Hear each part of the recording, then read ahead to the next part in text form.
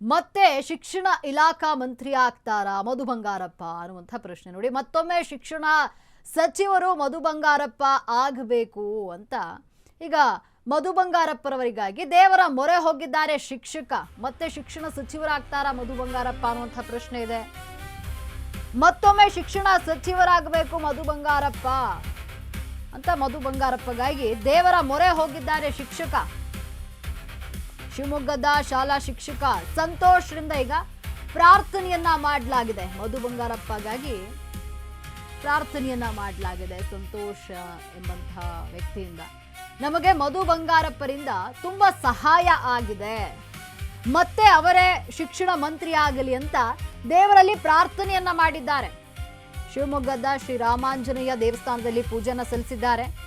ಮತ್ತೆ ಮಧು ಬಂಗಾರಪ್ಪ ಶಿಕ್ಷಣ ಸಚಿವರಾಗುವ ಸಾಧ್ಯತೆ ಇದೆ ನೋಡಿ. ಡಿಕೆ ಕ್ಯಾಬಿನೆಟ್ ಸೇರ್ತಾರಾ, ಮತ್ತೆ ಶಿಕ್ಷಣ ಸಚಿವರಾಗ್ತಾರಾ ಮಧು ಬಂಗಾರಪ್ಪ ಅಂತ, ಮತ್ತೆ ಶಿಕ್ಷಣ ಸಚಿವರಾಗಬೇಕು ಅಂತ ಹೇಳಿ ಈಗ ಮಧು ಬಂಗಾರಪ್ಪ ಪರವಾಗಿ ಪ್ರಾರ್ಥನೆಯನ್ನ ಮಾಡಲಾಗಿದೆ.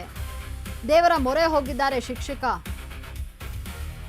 ನಮಗೆ ಮಧು ಬಂಗಾರಪ್ಪರವರಿಂದ ತುಂಬಾ ಸಹಾಯ ಆಗಿದೆ, ಮತ್ತೆ ಅವರೇ ಶಿಕ್ಷಣ ಮಂತ್ರಿ ಆಗಬೇಕು ಅಂತ ದೇವರಲ್ಲಿ ಪ್ರಾರ್ಥನೆಯನ್ನ ಮಾಡಿದ್ದಾರೆ ಸಂತೋಷ್ ಎಂಬಾತ ಶಿಕ್ಷಕ.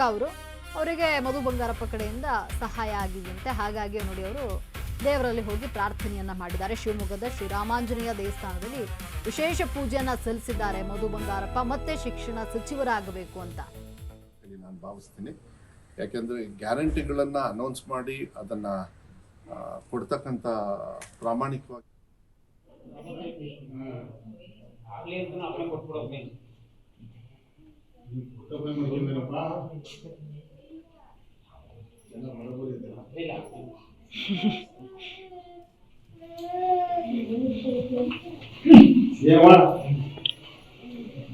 ಎಲ್ಲ ತೋದಲ್ಲ ಯಾರಿಗೆ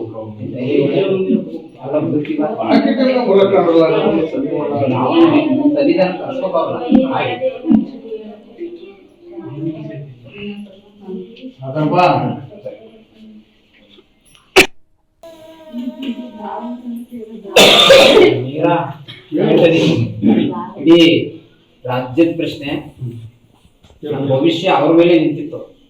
ಮಧು ಬಂಗಾರಪ್ಪರೇ ಶಿಕ್ಷಣ ಮಂತ್ರಿ ಆದ್ರೆ ನಾವು ಬದುಕ್ತೀವಿ. ಯಾಕಂದ್ರೆ ನಮಗೆ ಒಂದು ದಾರಿ ಕಲ್ಪಿಸ್ಕೊಟ್ಟಿದ್ದು ಅವರೇ. ಇನ್ನು ಆಶೀರ್ವಾದ ಎಲ್ಲ ತಿಳ್ಕೊಂಡು ಅವರೇ ಹಾಕ್ತಾರೆ ಅನ್ನೋದೊಂದು ಅಪ್ಪಣೆ ಕೊಟ್ರೆ ನಾವು ನೆಮ್ಮದಿಯಾಗಿ ಜೀವನ ಮಾಡ್ತೀವಿ.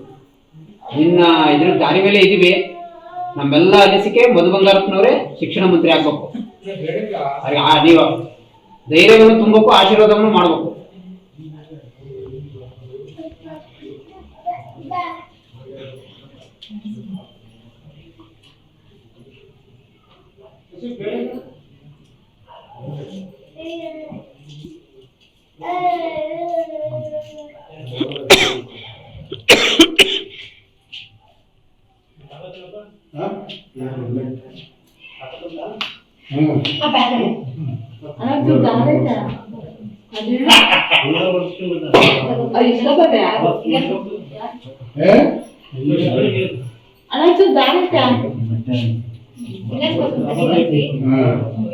ಆಗ್ಲಿ ಅಂತ ಅಪ್ಪಣೆ ಕೊಟ್ಬಿಡೋದು.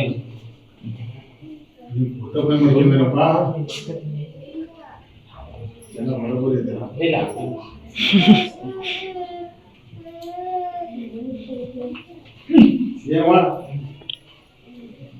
ಎಲ್ಲ ತೋದಲ್ಲ ಯಾರಿಗೆ